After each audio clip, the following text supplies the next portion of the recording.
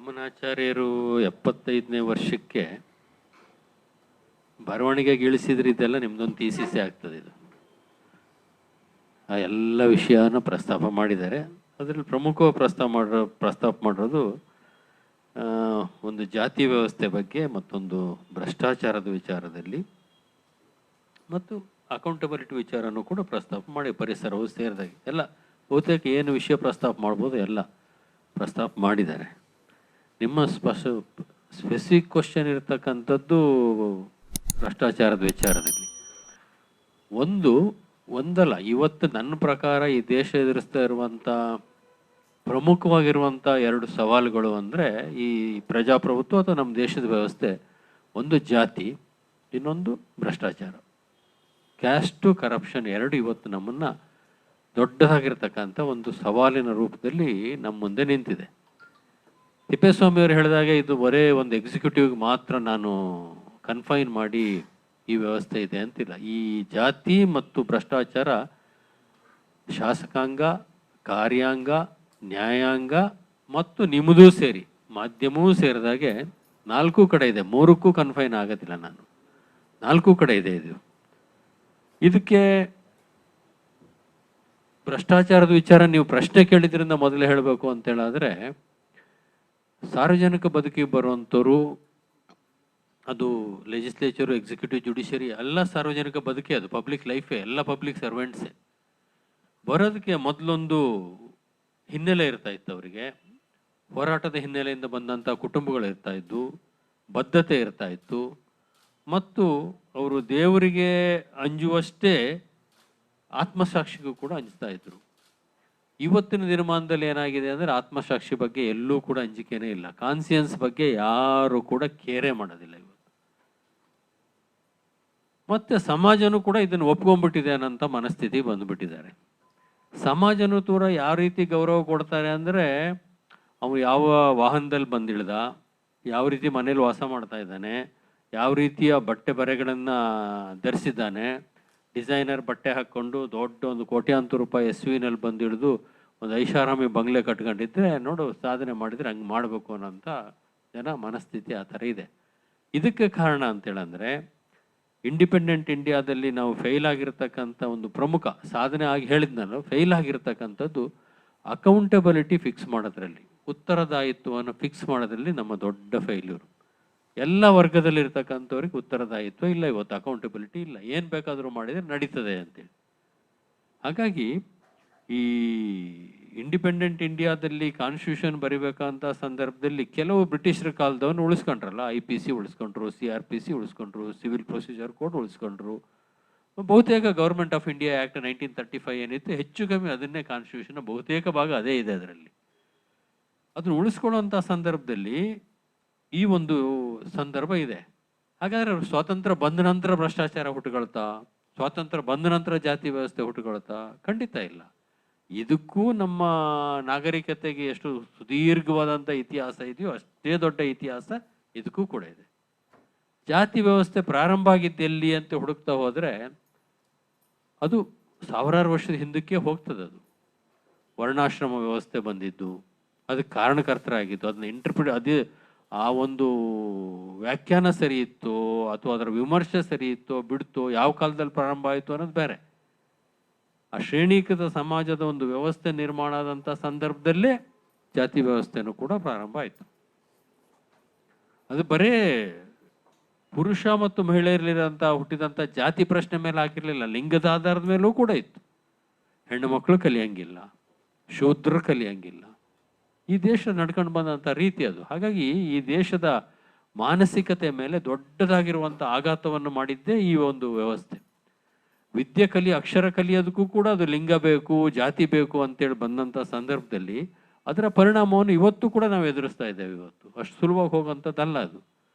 ಅದರಲ್ಲಿ ವಿಶೇಷ ಎಷ್ಟೇ ಕಾನೂನು ಮಾಡಿದರೂ ಕೂಡ ನೀವು ಚಾಪೆ ಕೆಳಗೆ ತೂರಂಥವ್ರು ರಂಗೋಲಿ ಕೆಳಗೆ ತೂರ್ತಾರೆ ಕಾನೂನು ಮಾಡಿದಂಥ ಸಂದರ್ಭದಲ್ಲಿ. ಈ ದೇಶದಲ್ಲಿ ಕಾನೂನಿಗೇನು ಕೊರತೆ ಇಲ್ಲ.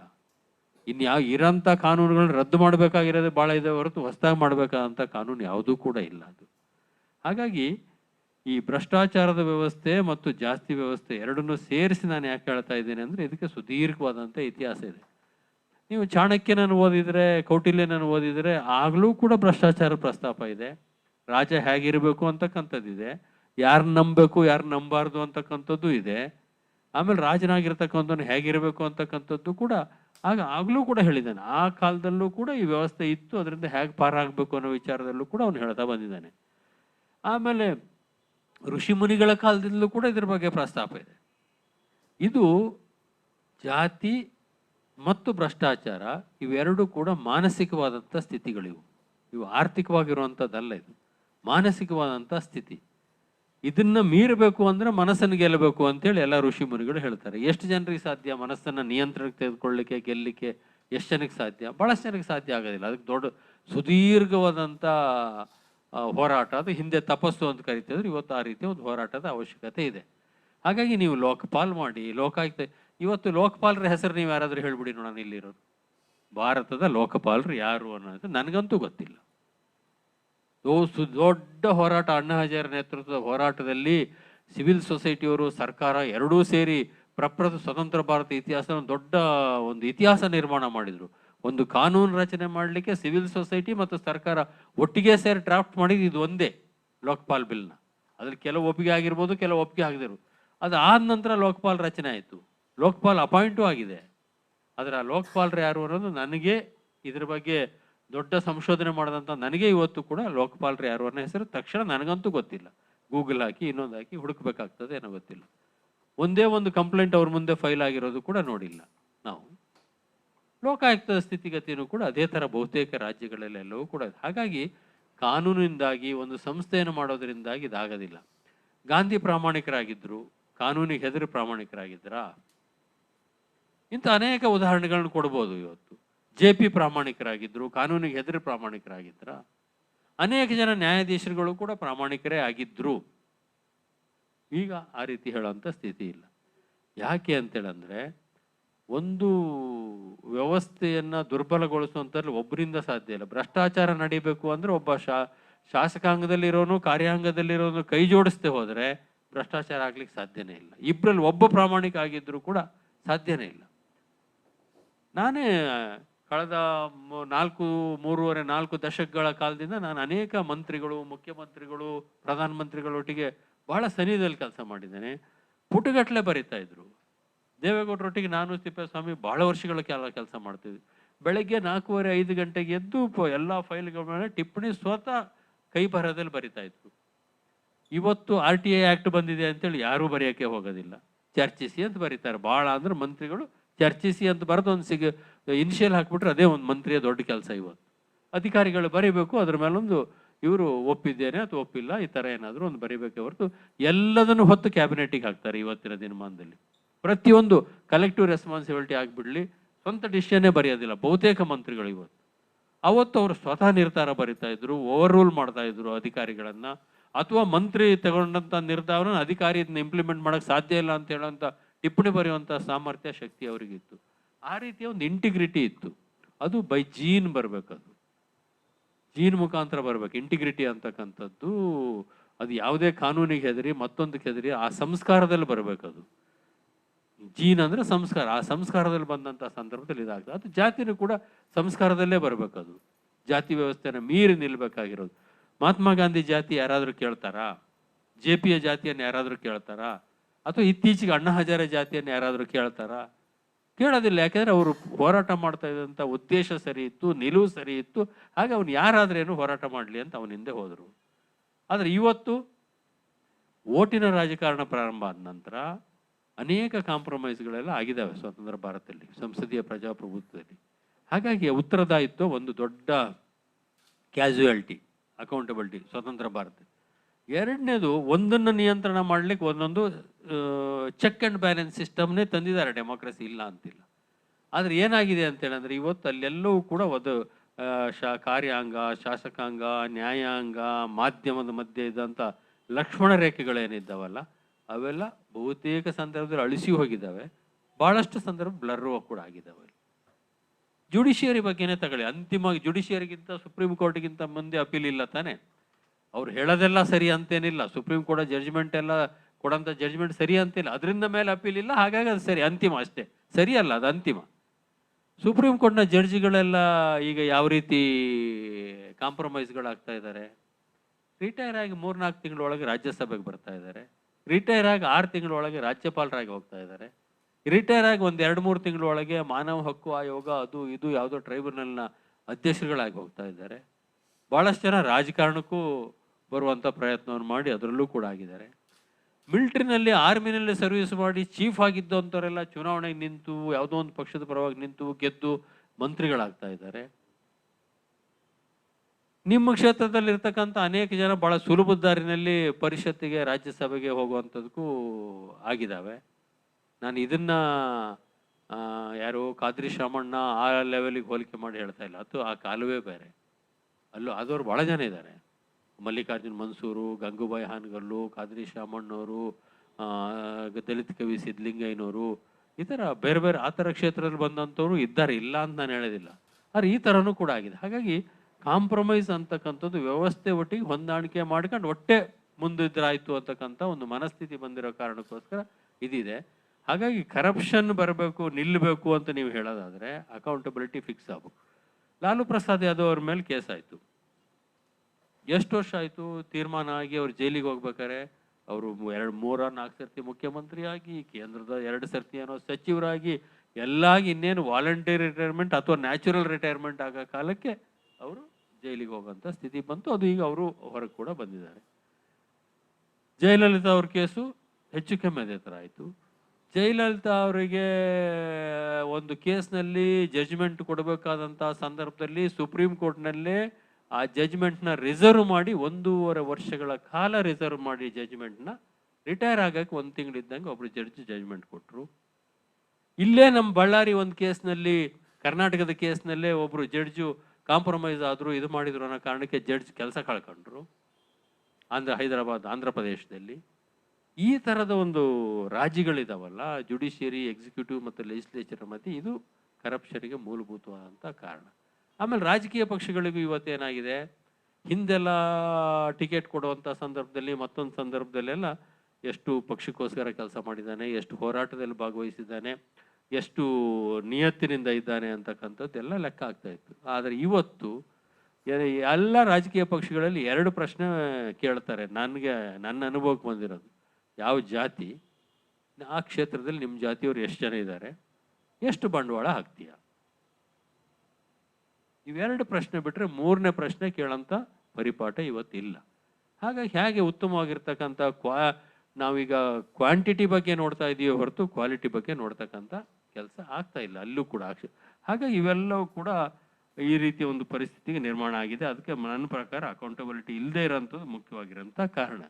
ಒಂದು ಕಾಲದಲ್ಲಿ ಇಂದಿರಾ ಗಾಂಧಿ ಅವರು ಪ್ರಧಾನಮಂತ್ರಿ ಆಗಿದ್ದಾಗ ಎಮರ್ಜೆನ್ಸಿಗಿಂತ ಮುಂಚೆ ಸೀನಿಯಾರಿಟಿನ ಬಿಟ್ಟು ಸೂಪರ್ ಸೀಡ್ ಮಾಡಿ ಯಾರನ್ನೋ ಚೀಫ್ ಜಸ್ಟಿಸ್ ಮಾಡಿದ್ರು ಅನ್ನೋ ಕಾರಣಕ್ಕೋಸ್ಕರ ಯಾರನ್ನೋ ಮಾಡಿದ್ರು ಅನ್ನೋ ಕಾರಣಕ್ಕೆ 3 ಜನ ಸುಪ್ರೀಂ ಕೋರ್ಟ್ ಜಡ್ಜಿಗಳು ರಾಜೀನಾಮೆ ಕೊಟ್ಟು ಬಂದರು. ನಮ್ಮ ಕರ್ನಾಟಕದ KS ಹೆಗ್ಡೆನೂ ಸೇರಿದಾಗೆ ಇವತ್ತು ಒಬ್ಬ ಜಡ್ಜು ಆ ಥರದ ನಿಲುವು ತೆಗೆದುಕೊಳ್ತಕ್ಕಂಥ ಒಬ್ಬ ಜಡ್ಜನ್ನು ಹುಡುಕೊಡಿ ನೀವು ನೋಡೋಣ.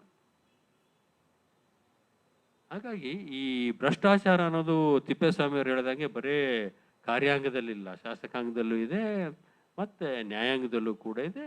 ಅದನ್ನು ವಿಮರ್ಶೆ ಮಾಡಬೇಕಂತ ನಿಮ್ಮಲ್ಲೂ ಕೂಡ ಬಂದಿರತಕ್ಕಂಥದ್ದು ಕೂಡ ನನ್ನ ಅನುಭವಕ್ಕೆ ಬಂದಿರತಕ್ಕಂಥ ಅನೇಕ ಇದೆ. ಅಪವಾದಗಳು ಇದ್ದೇ ಇದ್ದಾವೆ. ಶಾಸಕರಲ್ಲಿ ರಾಜಕಾರಣದಲ್ಲಿರೋಂಥವ್ರಲ್ಲೂ ಕೂಡ ಪ್ರಾಮಾಣಿಕರು ಅನೇಕ ಜನ ಇದ್ದಾರೆ, ಆದರೆ ಇರಬೇಕಾದಷ್ಟು ಜನ ಇಲ್ಲ, ಇದ್ರೂ ಅವ್ರಿಗೆ ಅವಕಾಶ ಸಿಗ್ತಾ ಇಲ್ಲ. ಕಾರ್ಯಾಂಗದಲ್ಲೂ ಕೂಡ ಒಳ್ಳೆ ಅಧಿಕಾರಿಗಳು ತುಂಬ ಜನ ಇದ್ದಾರೆ. ತಿಪ್ಪೇಸ್ವಾಮಿಯವ್ರ ಬಗ್ಗೆ ನಾನು ನಿನ್ನೆ ವಾಮನಾಚಾರ್ಯರಿಗೆ ಹೇಳ್ತಾ ತಿಪ್ಪೇಸ್ವಾಮಿಯನ್ನು ಕರೆದಿದ್ದಾರೆ ಅಂದರೆ ತಿಪ್ಪೇಸ್ವಾಮಿಯವರು ಕೆಲಸ ಪ್ರಾರಂಭ ಮಾಡೋದರಿಂದ ಇಲ್ಲಿವರೆಗೆ ನನಗೆ ಗೊತ್ತು. ಅವ್ರ ಬಗ್ಗೆ ನಾನು ಏನಾದರೂ ಒಂದು 2 ಹೇಳಬೇಕು ಅಂದರೆ, ಒಂದು ಹಾನೆಸ್ಟಿ, ಇನ್ನೊಂದು ಕಮಿಟ್ಮೆಂಟು, 2 ಅವ್ರದ್ದು ಅಂತೇಳಿ ಇವ್ರಿಗೆ ಹೇಳಿದೆ ನಾನು ನಿನ್ನೆ ಅವ್ರನ್ನ ಪರಿಚಯ ಮಾಡಿಕೊಡ್ಬೇಕಾದ್ರೆ. ಹಾಗೆ ಅವರು ಕೆಲಸ ಮಾಡಿದವ್ರ ಜೊತೆಗೆ ಅವ್ರ ಮೇಲೆ ಏನು ಬೇಕಾದ್ರೂ ಆರೋಪ ಬಂದಿರ್ಬೋದು, ಆದರೆ ತಿಪ್ಪೇಸ್ವಾಮಿ ಮೇಲೆ ಆರೋಪ ಬಂದಿಲ್ಲ. ಆ ಥರದ ಒಂದು ಸ್ಥಿತಿ ಅವೆಲ್ಲ ಅವರ ನಮ್ಮ ಮಾನಸಿಕವಾದಂಥ ಸ್ಥಿತಿಗಳು. ಆ ಸಂಸ್ಕೃತಿಲಿ ಬಂದಿದ್ದಾರೆ, ಆ ಸಂಸ್ಕಾರದಲ್ಲಿ ಬಂದಿದ್ದಾರೆ, ಆ ಕಮಿಟ್ಮೆಂಟ್ ಇದೆ, ಆ ಜೀನ್ ಇದೆ. ಆ ಕಾರಣಕ್ಕೋಸ್ಕರ ಆ ರೀತಿಯ ಒಂದು ಸ್ಥಿತಿ ನಿರ್ಮಾಣ ಆಗಿದೆ. ಹಾಗೆ ಇವೆರಡು ನನ್ನ ಪ್ರಕಾರ ಜಾತಿ ಮತ್ತು ಹಣ, ಭ್ರಷ್ಟಾಚಾರ, ಇವೆರಡು ಸ್ವತಂತ್ರ ಭಾರತ ಇವತ್ತು 75ನೇ ವರ್ಷದ ಸಂದರ್ಭದಲ್ಲಿ ನಮ್ಮ ದೇಶ ಎದುರಿಸ್ತಾ ಇರುವಂಥ ಭಾಳ ದೊಡ್ಡ ಸವಾಲುಗಳು. ಇದಕ್ಕೆ ಸುಲಭದ ಉದಾಹರಣೆ ಕೂಡ ಇಲ್ಲ. ಜಾತಿ ಇಲ್ಲದ ಒಂದು ವ್ಯವಸ್ಥೆ ಸ್ಥಿತಿ ನಿರ್ಮಾಣ ಆಗಬೇಕು ಅಂತ ವಾಮನಾಚಾರ್ಯರು ವಾಮನಾಚಾರ್ಯರು ಮಾತಾಡಿದ ಎಲ್ಲ ವಿಷಯಗಳು ಕೂಡ ಒಂದು ಆದರ್ಶ ಸಮಾಜ ಹೇಗಿರಬೇಕು ಅನ್ನೋದು, ಅದಕ್ಕೆ ಏನೇನಿದ್ರೆ ಇದು ಆದರ್ಶ ಪ್ರಜಾಪ್ರಭುತ್ವ, ಆದರ್ಶ ದೇಶ, ಆದರ್ಶ ಸಮಾಜ ಅಂತ ಹೇಳ್ಬೋದು. ಅದಕ್ಕೆ ಹೋಗೋಂಥ ದಾರಿ ಭಾಳ ಕಠಿಣವಾಗಿರೋಂಥ ದಾರಿ, ಅದೇನು ಸುಲಭದ ದಾರಿ ಅಂತೇನೂ ಕೂಡ ಅಲ್ಲ. ಇಲ್ಲ ಯುಟೋಪಿಯನ್ ಅಂತ ನಾನು ಹೇಳೋದಿಲ್ಲ, ಅಸಾಧ್ಯ ಅಂತ ಹೇಳೋದಿಲ್ಲ, ಕಷ್ಟ ಸಾಧ್ಯ. ಅಸಾಧ್ಯ ಅಂತ ಕಷ್ಟ ಸಾಧ್ಯ. ಒಂದು ಕಾಲದಲ್ಲಿ ಈ ದೇಶ ಪ್ರಾಮಾಣಿಕವಾಗೇ ಇತ್ತಲ್ಲ. ಈಗ ನೋಡಿ, ಪ್ರಜಾಪ್ರಭುತ್ವ ವ್ಯವಸ್ಥೆ, ನೀವು ಎಷ್ಟು ಸಮಯಕ್ಕೆ ಮುಗಿಸ್ತೀರದು ನಂಗೆ ಗೊತ್ತಿಲ್ಲ. ಪ್ರಜಾಪ್ರಭುತ್ವ ವ್ಯವಸ್ಥೆಯಲ್ಲಿ ಆಡಳಿತ ಮತ್ತು ಪ್ರತಿಪಕ್ಷದ ಸಂಬಂಧ ಎಷ್ಟು ಚೆನ್ನಾಗಿತ್ತು ಅಂತೇಳಂದ್ರೆ, ನೆಹರು ಕುಟುಂಬವನ್ನ ಟೀಕೆ ಮಾಡ್ತಾ ಇವ್ರು ಯಾವ ಲೆಕ್ಕಕ್ಕೂ ಇಲ್ಲ. ಈಗ ಟೀಕೆ ಮಾಡ್ತಾ ಇರೋರು ರಾಮ್ ಮನೋಹರ್ ಲೋಹಿಯಾನಷ್ಟು ನೆಹರು ಕುಟುಂಬವನ್ನ ಟೀಕೆ ಮಾಡ್ದಂತ ಮತ್ತೊಬ್ಬರಿಲ್ಲ. ಆ ಕಠಿಣವಾದಂಥ ಪದ ಅಂದಿನ ಕಾಲದಲ್ಲಿ ಸುಸಂಸ್ಕೃತರೇ ರಾಜಕಾರಣದಲ್ಲಿ ಹೆಚ್ಚಿದ್ದಂಥ ಸಂದರ್ಭದಲ್ಲಿ ಅಷ್ಟು ಕಠಿಣವಾಗಿ ನೆಹರು ಕುಟುಂಬವನ್ನು ಟೀಕೆ ಮಾಡ್ತಾ ಇದ್ರು. ಆದರೆ ನೆಹರು ಹೇಳಿದ್ರು, ಒಂದ್ಸತಿ ರಾಮ್ ಮನೋಹರ್ ಲೋಹಿಯಾ ಚುನಾವಣೆಯಲ್ಲಿ ಸೋತಂಥ ಸಂದರ್ಭದಲ್ಲಿ, ರಾಮ್ ಮನೋಹರ್ ಲೋಹಿಯಾ ಇಲ್ಲದೆ ಇರುವಂಥ ಸಂಸತ್ತು ಅಪೂರ್ಣ ಅಂತಕ್ಕಂಥ ಮಾತನ್ನು ಹೇಳಿದ್ರು ನೆಹರು. ಅವರು ಬೈ ಎಲೆಕ್ಷನಲ್ಲಿ ಗೆದ್ದು ಬರ್ತಾರೆ, ಈಗ ಈ ಸಂಸತ್ತು ಪೂರ್ಣವಾಯಿತು ಅನ್ನೋ ಮಾತನ್ನು ಆಗಿ ಮೊದಲನೇ ಭಾಷಣದಲ್ಲೇ ಯದ್ವ ನೆಹರುನ ಬೈದರು. ಅದು ಬೇರೆ ಪ್ರಶ್ನೆ ಇದರಲ್ಲಿ. ಅದೇ ರೀತಿ ಅಟಲ್ಜಿ ಅವರು ಫಸ್ಟ್ ಟೈಮ್ ಪಾರ್ಲಿಮೆಂಟಿಗೆ ಗೆದ್ದು ಬಂದು ಮೊದಲನೇ ಭಾಷಣ ಅಟಲ್ಜಿ ಪಾರ್ಲಿಮೆಂಟಲ್ಲಿ ಮಾಡಿದಂಥ ಸಂದರ್ಭದಲ್ಲಿ ನೆಹರು ಅವರನ್ನ ಹೌಸ್ ಅಡ್ಜರ್ನಾಗಿ ಹೊರಗೆ ಹೋಗಿ ಯಾರೋ ಫಾರಿನ್ ಡೆಲಿಗೇಟ್ಸ್ ಎದುರಿಗೆ ಬಂದಾಗ ಅಟಲ್ಜಿಯವರು ಆ ಕಡೆ ನಡ್ಕೊಂಬಂದ್ರಂತೆ. ಆ ಫಾರಿನ್ ಡೆಲಿಗೇಟ್ಸ್ಗೆ ಅಟಲ್ಜಿ ಅವ್ರನ್ನ ಇಂಟ್ರೊಡ್ಯೂಸ್ ಮಾಡಿಕೊಟ್ಟು, ನೋಡಿ ಈ ಹುಡುಗನಲ್ಲಿ ನಾನು ದೇಶದ ಮುಂದಿನ ಒಬ್ಬ ನಾಯಕನನ್ನು ಕಾಣ್ತಾ ಇದ್ದೇನೆ, ಅಂದರೆ ಪ್ರಧಾನಿಯನ್ನು ಕಾಣ್ತಾ ಇದ್ದೇನೆ ಅಂತ ಇಂಟ್ರೊಡ್ಯೂಸ್, ಫಸ್ಟ್ ಸ್ಪೀಚ್ ಕೇಳಿ ಇಂಪ್ರೆಸ್ ಆಗಿ ಆ ಉದಾರತೆ ಇತ್ತು ಅವರಲ್ಲಿ. ಅದೇ ರೀತಿ ಒಂದ್ಸರ್ತಿ ಆಚಾರ್ಯ ಕೃಪಲಾನಿಯವರು ಯಾವುದೋ ಒಂದು ಮಸೂದೆ ಬಗ್ಗೆ ಸಭಾತ್ಯಾಗ ಮಾಡ್ತೀನಿ ಅಂತೇಳಿ ಹಠ ಮಾಡಿದಂಥ ಸಂದರ್ಭದಲ್ಲಿ ನೆಹರುಗೆ ವಿಪರೀತವಾದಂಥ ಬಹುಮತ ಇತ್ತು. ಈಗಿನ ಸರ್ಕಾರಕ್ಕೆ ಇರೋಷ್ಟೇ ಅದಕ್ಕಿಂತ ದೊಡ್ಡ ಬಹುಮತ ಇತ್ತು ನೆಹರುಗೆ ಅವತ್ತು. ಆದರೆ ಅವರು ನೆಹರು ಎದ್ದು ಹೇಳಿದ್ರಂತೆ, ಆಚಾರ್ಯ ಕೃಪಲಾನಿಯವರು ಸಭಾತ್ಯಾಗ ಮಾಡುವಷ್ಟು ಬೇಸರ ಮಾಡಿಕೊಳ್ಳುವಂಥ ಮಸೂದೆ ಇದಾಗಿದ್ದರೆ ಆ ಮಸೂದೆಯನ್ನು ನಾನು ವಾಪಸ್ ತೆಗೆದುಕೊಳ್ತೇನೆ, ನಾನು ಪ್ರೆಸ್ ಮಾಡೋದಿಲ್ಲ ಅಂತೇಳಿ ನೆಹರು. ಇದು ಪ್ರತಿಪಕ್ಷಕ್ಕೂ ಆಡಳಿತ ಪಕ್ಷಕ್ಕೂ ಇದ್ದಂಥ ಸಂಬಂಧಗಳು ಅವತ್ತು. ಆದರೆ ಇವತ್ತಿನದೆಲ್ಲ ಗೊತ್ತಿದೆಯಲ್ಲ ನಿಮಗೆಲ್ಲ, ಇವತ್ತಿನ ಭಾಷೆ ಅದ್ರ ಬಗ್ಗೆ ಕಡಿಮೆ ಮಾತಾಡಿದಷ್ಟು ನಮ್ಮ ಆರೋಗ್ಯಕ್ಕೆ ಒಳ್ಳೆಯದು. ಹಾಗಾಗಿ ಅದ್ರ ಬಗ್ಗೆ ಪ್ರಸ್ತಾಪ ಮಾಡೋದು. ಈ ರೀತಿಯ ಒಂದು ಆರೋಗ್ಯಕರವಾದಂಥ ಸಂಬಂಧಗಳೇ ಇವತ್ತೆಲ್ಲ ಇಲ್ಲದೆ ಇರುವಂಥ ಸ್ಥಿತಿ ಇವತ್ತು ನಿರ್ಮಾಣ ಆಗಿರುವಂಥ ಸ್ಥಿತಿನಲ್ಲೂ ಕೂಡ ನಾವಿದ್ದೇವೆ. ಹಾಗಾಗಿ ಇದೆಲ್ಲದಕ್ಕೂ ಕೂಡ ಹಾಗಾದರೆ ದೋಷ ನಮ್ಮ ವ್ಯವಸ್ಥೆನೇ ಸರಿ ಇಲ್ವಾ? ವಾಮನಾಚಾರ್ಯರು ಸ್ವಲ್ಪ ಹೇಳಬೇಕೋ ಬೇಡೋ ಅಂತೇಳಿ ಸೂಕ್ಷ್ಮವಾಗಿ ಈ ವ್ಯವಸ್ಥೆಯಲ್ಲಿರುವಂಥ ಲೋಪಗಳನ್ನ ಹೇಳ್ತಾ, ಸಂಸದೀಯ ಪ್ರಜಾಪ್ರಭುತ್ವದಲ್ಲಿರುವಂಥ ಏನೋ ಲೋಪಗಳು ಇದ್ದಾವೆ, ಯಾವುದೋ ರೀತಿ ಸರಿಪಡಿಸ್ಬೇಕು ಅಂತ ಹೇಳಿದ್ರು. ಅಧ್ಯಕ್ಷೀಯ ಪದ್ಧತಿ ಅಂತ ಅವ್ರೇನು ಹೇಳಲಿಲ್ಲ, ಆದರೆ ಹೆಚ್ಚು ಕಮ್ಮಿ ಇದರಲ್ಲಿ ಲೋಪಗಳಿದ್ದಾವೆ ಅಂತ.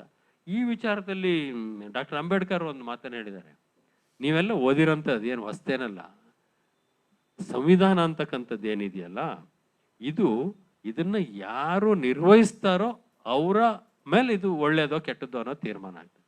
ಸಂವಿಧಾನ ಎಷ್ಟೇ ಒಳ್ಳೇದಾಗಿದ್ರೂ ಕೂಡ ಅದನ್ನ ನಿರ್ವಹಿಸ್ತಕ್ಕಂಥವ್ರು ಅಸಮರ್ಥರಿದ್ದಂಥ ಸಂದರ್ಭದಲ್ಲಿ ಆ ಸಂವಿಧಾನ ಕೆಟ್ಟದ್ದೇ ಆಗಿಬಿಡ್ತದೆ.